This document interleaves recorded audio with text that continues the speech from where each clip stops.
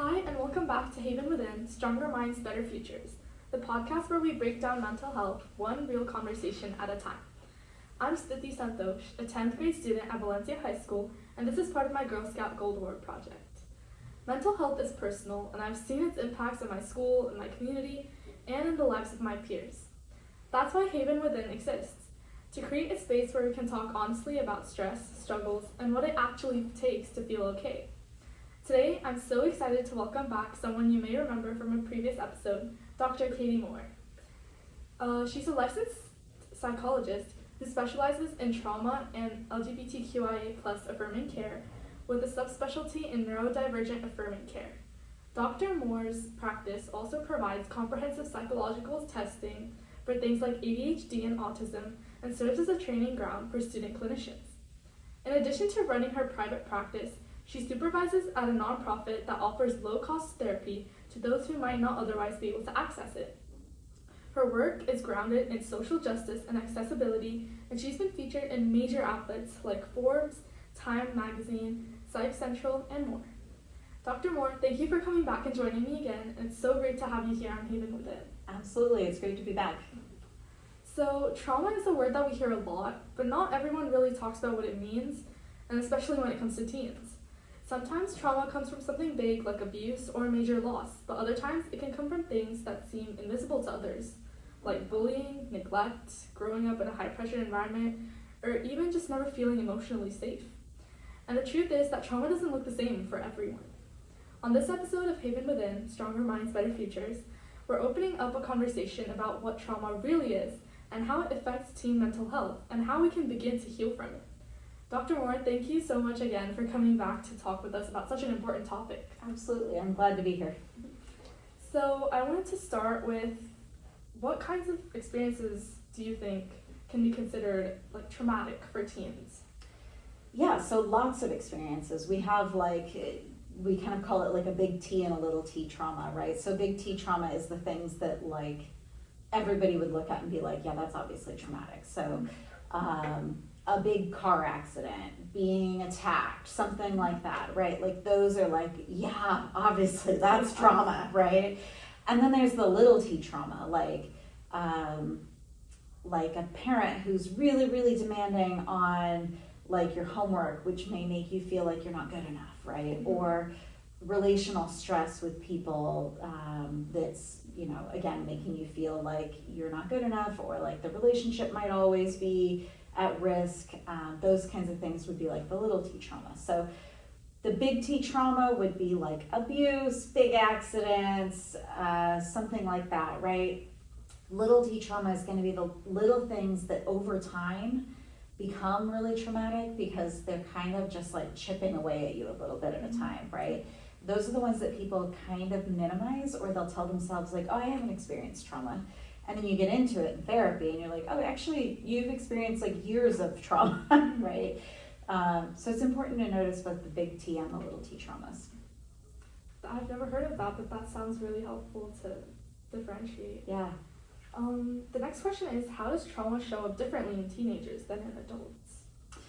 So, overall, it shows up not widely differently, but there's going to be little things that are going to be true about teenagers that aren't true about adults, right? Like with our previous talk with relationships, there's things that are true about teenagers that aren't true about adults, and the other way around, right? So maybe we don't notice the like overachieving teen might actually be experiencing some trauma around like success or failure, right? So I have to be successful. My parents need me to become one of these types of professions later. My parents need me to be the top of my class, right? We may not notice that teen who is getting all A's and has way above a 4.0 GPA is actually experiencing some trauma. Not every teen who has above 4.0 GPA is experiencing trauma. There are some people who are just very self-driven in that way, and that's just a goal of theirs. Amazing, great, good for them. I don't want that kind of stress in my life, but if they want it, wonderful for them. But there might be people who are in that kind of category that we don't notice, like, oh, that person might be experiencing trauma. There might be a parent at home, or an uncle, or an aunt, or a grandparent, or somebody who makes that kid feel like they're not good enough unless they bring home the best grades in their entire high school, right? Yeah. So those are things that probably we don't really notice the same thing in adults because it really pertains to stuff that involves high school. Those are things that we might see in teens that's different than adults. How do you think that trauma can affect a teen's brain, behavior, or emotions? So we know that trauma can kind of spark in various parts of our brain. So if we did like a scan, they've done these before when they've like been studying EMDR, which is a specialized trauma therapy. We can see trauma kind of light up in various parts of the brain. So we know that that's true.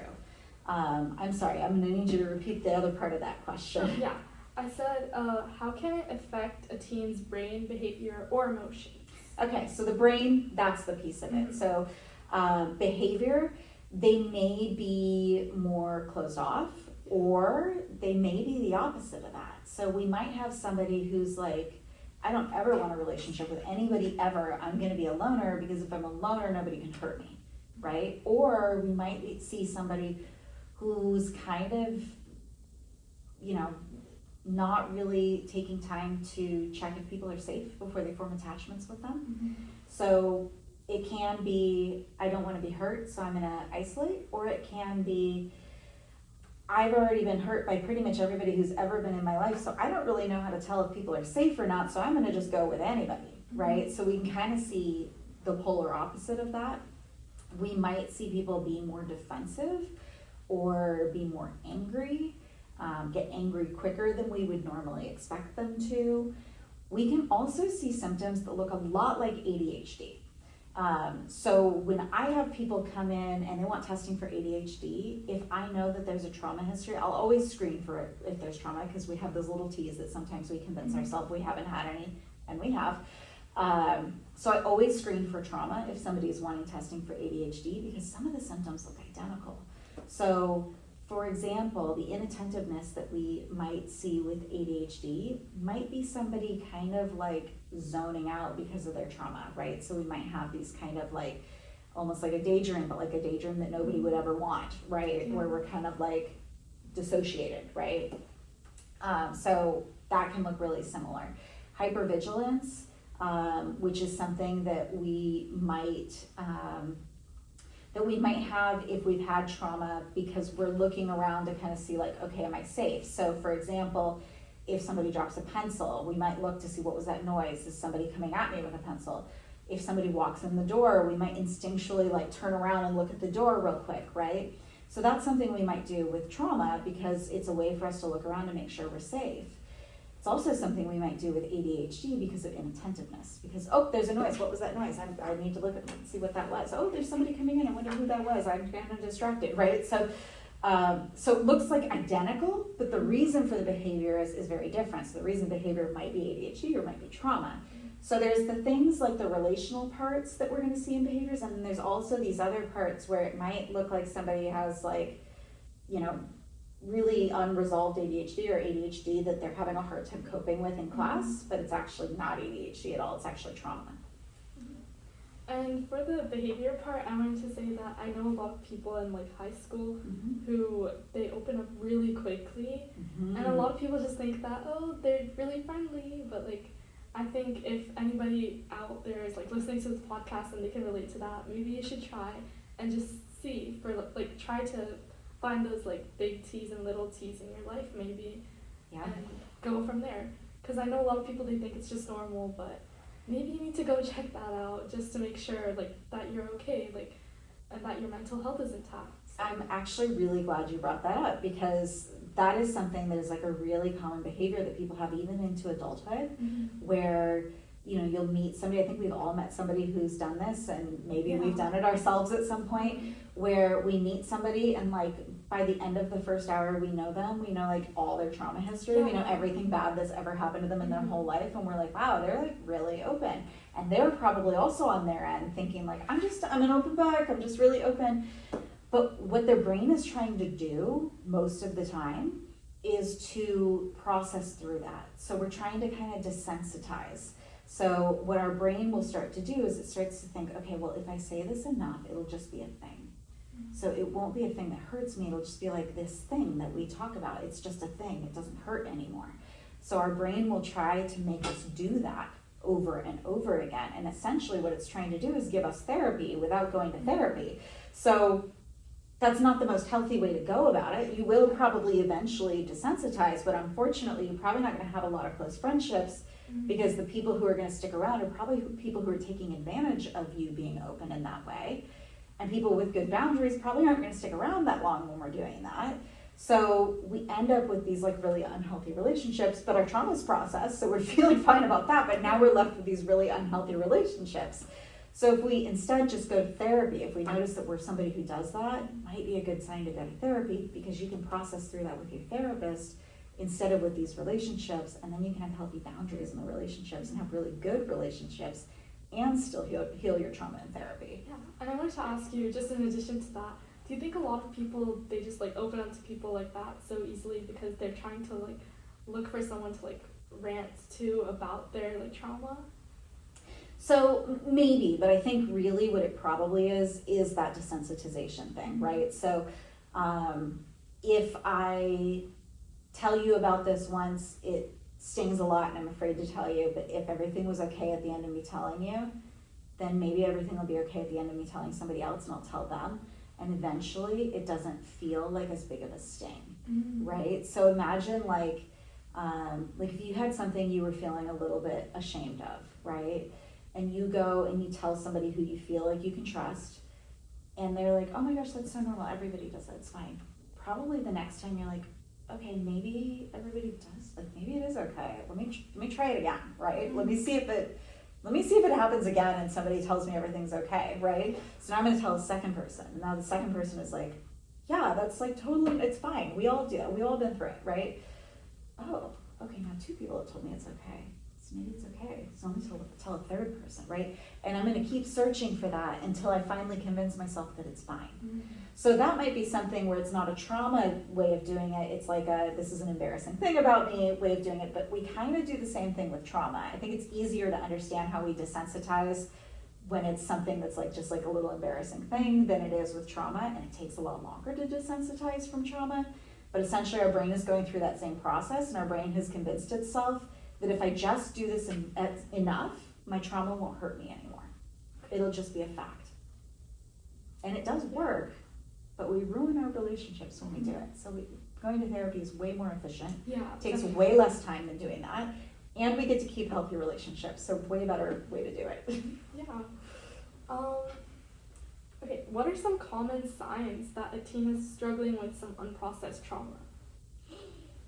Okay, so those ADHD-like symptoms that I was talking about before, all those behaviors, the quick to anger, those kinds of things, those are all really good signals of that. Also, things that might signal that somebody's just not doing okay in general, like so the normal things you might look for with like depression or anxiety or things like that. So maybe the person's isolating, doesn't, that's kind of back to those behaviors, but the isolation specifically. Any kind of self-harming behaviors might be a good indication of that. Somebody who's missing school pretty frequently, that's a good indication that there's something going on with mental health. So sometimes it's trauma related, sometimes it might be depression or anxiety related. Sometimes depression and anxiety come along with the trauma, so it could be kind of a combination of those things. So if all of a sudden somebody who was coming to school all the time is missing a week or a day a week every week and maybe missing chunks of time, right? That might be a good indication. If grades are dropping pretty significantly, that is probably a pretty good indication that something's going on mental health wise, and it could be trauma. It also could be something else, but it could be trauma. Yeah. Okay. And that kind of leads into the next question, but how does trauma impact school, friendships, and relationships? Yeah, so sometimes it, doesn't impact them in the way that you might think, right? So sometimes it's the isolation and the really obvious things, and then like we know how isolation is going to impact a relationship. It's going to make it feel strained or distance, right? But sometimes it's going to be little things like, randomly not wanting to go to a certain place with a certain person because maybe that's triggering. right? And so all your friends are like, oh my gosh, it's so fun to go to this place, we should totally go. And if that person's like, that's super triggering to me, they may be all of a sudden extremely closed off with no real explanation, right? So normally maybe that person would be like, I would rather go to this other place. But if all of a sudden they're going, no, I'm not going, just don't talk to me about it anymore, right? Like, oh, okay, well now the friend group is like, that person's kind of mean, right? Now we're kind of distanced, but really they were just triggered. They were like super like, I need to keep myself safe in this moment. I don't have a lot of language that I can come up with in the moment because I'm like at the top of being triggered. All I can say is no, get away, right? Like that's all I have. That's all my brain can access right now. But the outside world who doesn't know what's going on is like, that was like, you're kind of a jerk, right? Mm-hmm. So it can impact relationships in that way too, where it's not necessarily the isolation that's the obvious separation. It's the like quick like, no, I'm not doing that. Or like the defensiveness, right? Defensiveness is just something we do to try to protect ourselves. And sometimes we truly need those defenses to protect ourselves. And sometimes we don't.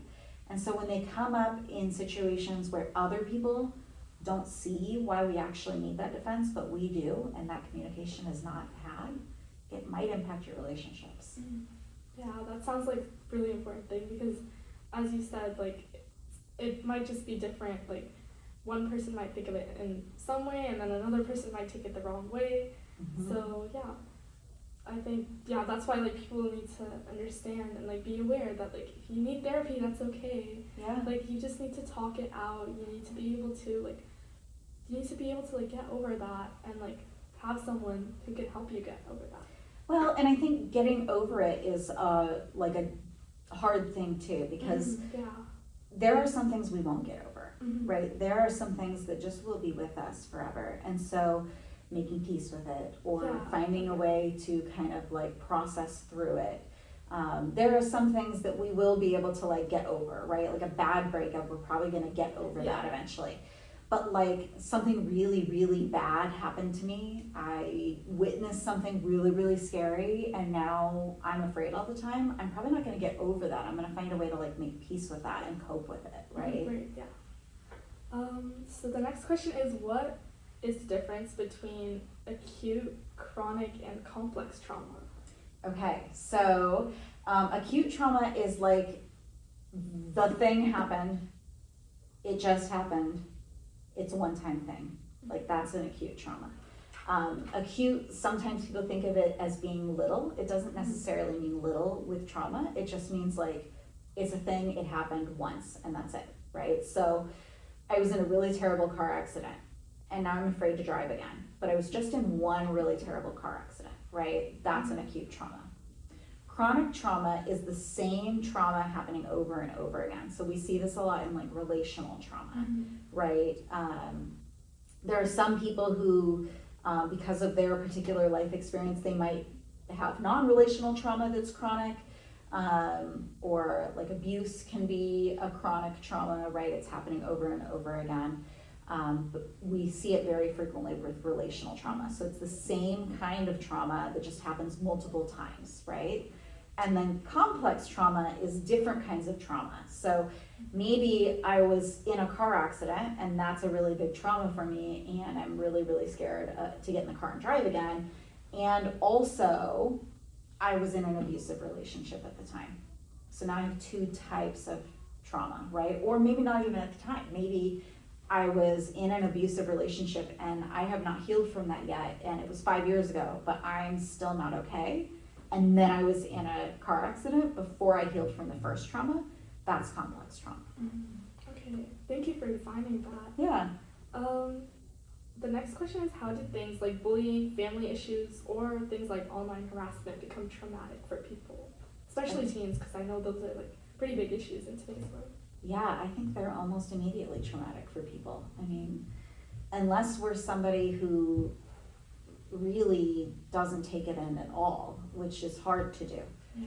I think it becomes traumatic almost immediately, right? Somebody who's malicious in the way that they're talking to us, it's going to impact most people. Yeah.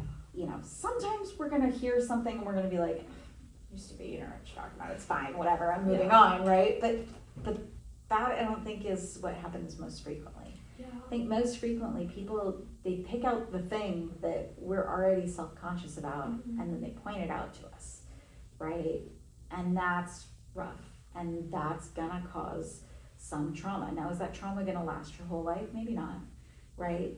But maybe in that moment it's going to, or if it happens frequently, or if it's something that you already were telling yourself and now somebody else has confirmed that negative thought that you had, now you might hold on to that thought longer. It might be harder to undo that thought. So a trauma doesn't necessarily mean PTSD, right? So experiencing something traumatic doesn't necessarily mean that you are going to develop a mental health related condition. It just means you've experienced something traumatic and it's something you're going to need to deal with now. We can sometimes deal with trauma really quickly. Sometimes we experience something and we get those kind of tingly feelings all over our body and we're like, right? And then like within a day, we're okay, right? We've dealt with it, we've processed it. We're like, oh, that was like a one-time thing, it was just like, I was in that situation. I'm not going to be in that situation again. For a moment, it felt very traumatic, but you were able to deal with it really quick, and it's not long-term trauma, right? So I think the word trauma is a little bit hard in that people seem, I think, unsure sometimes on whether that's just like a one-time thing, whether it's a long-term thing, whether it means PTSD. It doesn't necessarily mean PTSD. Some people who have trauma are also diagnosed with PTSD, but it's not like one is a straight shot to the other. And that's why there's like some like those different types, like acute, chronic, and complex, right? To like kind of differentiate between the different traumas. Yeah, so none of those are diagnoses. They help us to kind of categorize like what happened so that as a therapist I can create like a treatment plan, right? So I do a couple of different kinds of trauma treatment. That might help me to know like, okay, we need to attack this thing first or this thing first when we're doing our trauma treatment, or maybe this type of treatment is not going to be as beneficial for somebody as this other kind of treatment. So it just kind of helps us to categorize things to know kind of like, what are we dealing with here, right? Yeah. So I wanted to ask you, what should someone not say or do when they're trying to help someone who has gone through some trauma? Okay, so not going straight to like, it's going to be okay, because sometimes it's not going to be okay. Maybe it'll be okay eventually, but it's not going to be okay like right now. So for example, if somebody, lost their housing or something, just being like, oh, it's going to be okay. Like, how is it going to be okay? It might not be okay, right? Like, I don't have a place to sleep tonight. What do you mean it's going to be okay, right? So just saying it's going to be okay is not the like reassuring thing that we sometimes think it is. Also, not sharing how like you have the same story. I think people mean well when they say that, and they mean to like validate the person who's saying like, hey, I'm struggling with this thing. But when we immediately say like, oh yeah, I totally understand because I go through the same thing, and then we tell our story, we've like essentially just taken the microphone away from the person who really needs it right now, right? So not going straight into that, and that's a really common one that I think people have a hard time not doing, but really try to refrain from validating in that way. Instead, maybe validating by saying like, hey, it makes sense that you would feel that way. Yeah. Or like, wow, yeah, that's a lot. It makes sense that you're feeling upset, right? Without saying like, yeah, it makes sense that you would feel that way. And I have felt that way too, because here's what happened to me, right? Like sometimes you just want to be able to like tell them about it without like having them say anything back. Like you just want someone to be there to listen. Exactly. Yeah. Exactly. So I wanted to ask next, how important is early intervention for long-term mental health, especially with trauma? So I give an example to my clients when I'm talking with them, especially those who've had trauma from a long time ago, but they've been trying to avoid it, and they're like not even sure they want to deal with it now, but they're going to try therapy and see, right? Trauma is like a little tiny monster that you really don't want to deal with because it's kind of annoying. And so you just like shove it in your pantry at home and close the door, and you're like, I don't want to deal with that, or your closet or whatever you have at home, right? Like, I don't want to deal with that thing. It's a really annoying, tiny little monster. I'm just going to shove it away and not look at it, close the door, pretend it's not there, it's fine. The problem is that monster really likes all the snacks you have in your pantry, and it eats everything. And eventually it grows and it grows and it grows while you're not watching it. And eventually it grows so much that it bursts out of the pantry door and now it's huge and you can't control it anymore, right? So trauma is a little bit like that, where if you catch it early, it's still hard to deal with it. It's still annoying to deal with it. We still don't really want to do that work. Like, it's not fun work to do, but it's pretty manageable because it like happened pretty recently, right? And it's like one traumatic thing. We haven't had all these other experiences yet trying to kind of mask the trauma. So we can kind of just deal with it as at its like smallest, purest form, right? The more we ignore it, the longer it goes, the harder it is to deal with, and the more extra stuff that kind of gets added to it. And so it's not that we can't deal with it when it's been a long time, we still can. It's probably going to be more work, and it's still worth the work, right? Like, who wants the giant monster living in their house? It's still worth the work to get rid of the monster, right? So it's still worth it to do it, but it's a lot harder now. Yeah. So the sooner we can do it, the better, and the easier it's going to be. And I love that analogy. So the next thing is, what's one thing that you wish every teen understood about trauma? Trauma is something that we will probably all experience in some form at some point. It doesn't have to be something that takes over our whole life. It doesn't have to be something that turns into like a PTSD diagnosis. And the more we can validate that something has hurt us or has hurt someone else, the better off we're going to be. So instead of, that didn't hurt me, it was no big deal, it's fine, right? We're just invalidating ourselves. We're not recognizing the hurt that it actually caused, and we're probably going to become defensive about it, which is going to impact our relationships, right? The more we can acknowledge how something has hurt us, the better off we're going to be, because when we acknowledge it, we can deal with it. And we can protect ourselves from something like that happening again in the future, because we've recognized what it was and how it impacted us. And we can go, okay, well, that's not something I'm interested in, so I'm going to go this other way, right? But by kind of ignoring it, that becomes problematic. And the last question I wanted to ask is, how can we help teens feel safe opening up about what they've been through? So I think therapists can help teens feel safe by really kind of talking about confidentiality as soon as possible. So who am I going to tell? What am I going to tell? What am I not going to tell? Those kinds of things, right? That's something I think needs to be done in the first session of every therapy session. So if you're a teen and you're going to therapy and your therapist doesn't do that in the first session, ask them about it. Ask them what they're gonna tell your parents, right? Try to kind of get that out of the way right away. As far as other people kind of talking to teens that aren't therapists, or teens not talking to therapists and teens talking to other people, recognizing that hard things are a part of life and we wish they weren't. Like, I wish it weren't like that. I wish that everything was rainbows and butterflies all the time, and it's not. And so the hard things that have happened to you are valid. The things you've gone through are valid. You deserve safety and kindness and love. And I think if you have somebody else in your life who's gone through trauma, letting them know that they deserve that as well is important. So that concludes this episode of the podcast. And thank you so much for being here and for discussing this topic with me. Absolutely. It's a really big one that a lot of people go through, and it really just needs a lot more awareness in our world. So yeah, I think you did a great job explaining everything. So yeah, thank you so much.